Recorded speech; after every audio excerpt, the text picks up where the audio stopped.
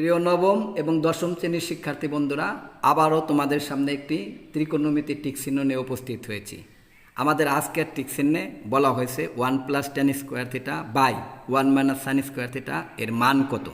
তাহলে দেখো, প্রথমে হবে এখানে প্রদত্ত রাশি। প্রদত্ত রাশি লিখে আমরা লিখব 1+tan² আর 1 - sin²। উপরেরটার কি সূত্র হবে বলো তো? 1+tan² এর সূত্র হলো sec², আর 1 - sin² সূত্র হলো cos²। খেয়াল করছো? এটা হলো sec² আর হলো cos²।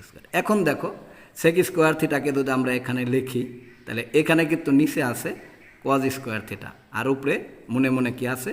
1 আছে।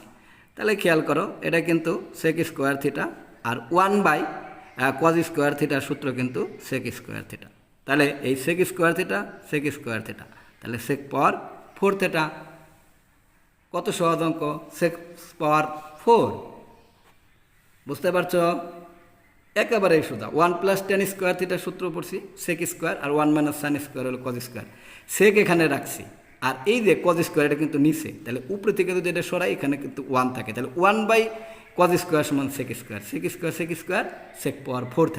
বুঝতে পারছো? ধন্যবাদ।